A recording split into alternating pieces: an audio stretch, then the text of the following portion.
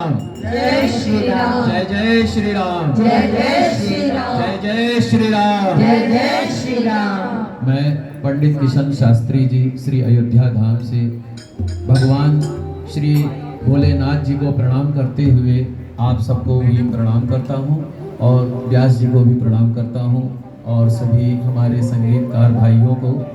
मुझे पता है कि मैं सिर्फ 5 मिनट मेरे मन के भी विचार थे, तो मेरे मन में भाव था कि मैं भी जो है, क्योंकि कहते हैं जिसमें जिसको जितना आनंद आता है वही उसमें जो है उसको जो है चाहे समय हो कोई कुछ पता नहीं चलता है।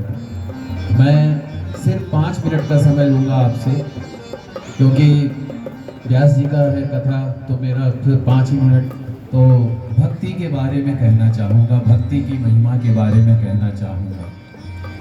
कहा गया है, तोरा मन दर्पण कहलाए, भले बुरे सारे कर्मों को देखे और दिखाए। मन ही देवता मन ही ईश्वर, मन से बड़ा न कोई। मन उजियारा जब जब फैले, जग उजियारा होए। तोरा मन दर्पण कहलाए। तो मन की भक्ति सर्वोत्तम भक्ति है। और अभी आप सभी को मैंने भजन गाते हुए देखा, मुझे बड़ा आनंद आया। कथा का रसमरत पान करते हुए भी बड़ा आनंद आया।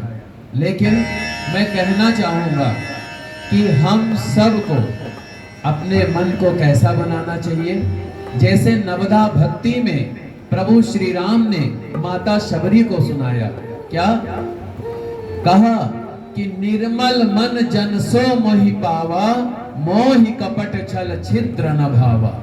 9 प्रकार की भक्ति बतलाई, तो 9 प्रकार की भक्ति में ये भक्ति जो है सर्वोत्तम बतलाई गई है। कौन सी भक्ति?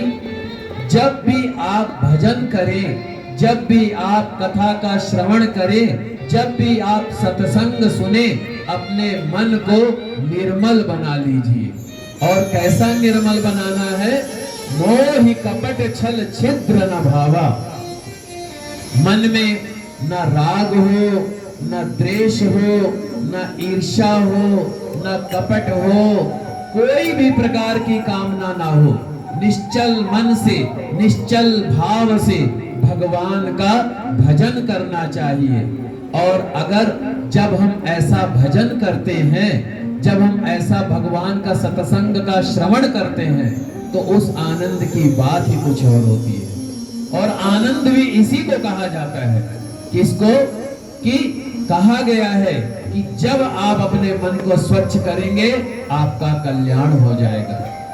कथा भागवत सुनना, भगवान का भजन सुनना, भगवान का कीर्तन करना, भगवान की कथा का रसमृत का पान करना, भगवान के गुणानुवाद को सुनना, भगवान के गुणानुवाद को सुनाना, भगवान के कथा को सुनाना, भगवान के कथा को सुनना, यही तो माध्यम है भक्ति का। अगर भगवान की प्राप्ति करनी हो तो कैसे प्राप्त की जा सकती है? भगवान के कथा के द्वारा, भगवान के भजनामृत के द्वारा। मैं जब पहली बार आपके यहाँ मैंने कथा किया था, तो मैंने एक बात कही थी। कौन सी बात कही थी? मैंने कहा था भगवान कहाँ रहते हैं। मैंने ये बात बोली कि भगवान कहाँ रहते हैं। तब मैंने ये कहा भगवान आप सबके दिलों में रहते हैं, भगवान कण कण में विराजमान है। इसीलिए तो कहा है आत्मा सो परमात्मा। और ये कैसे होगा?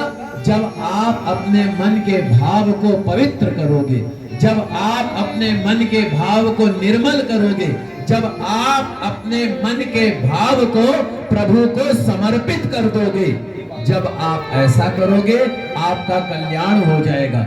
मैं फिर इस बात को कहता हूं, आवश्यक ये नहीं है आप भगवान के कितने नजदीक हैं। आवश्यक तो ये है नजदीक हो करके भी भगवान के आप पास हैं या नहीं हैं। अगर आप भगवान के नजदीक हो करके, हम सब कथा कई सालों से श्रवण कर रहे हैं, कई सालों से भजन कर रहे हैं, लेकिन मेरा अपना भाव है कि प्रयास करें थोड़ा थोड़ा सा।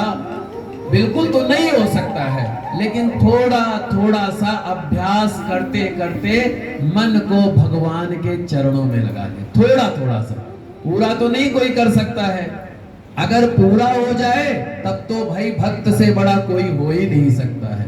लेकिन मैं यही कहना चाहूंगा, अपने मन के भाव को थोड़ा थोड़ा सा भगवान को अर्पित करते हुए चले।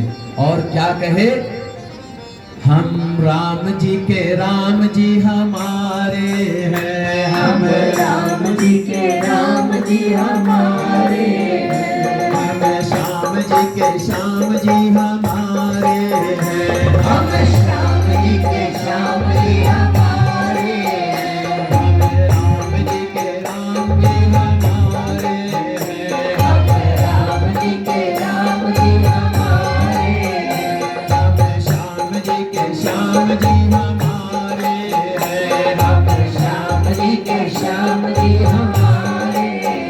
मन में ये भाव होना चाहिए। प्रतिदिन जब भी पूजन करें तो ये भाव होना चाहिए।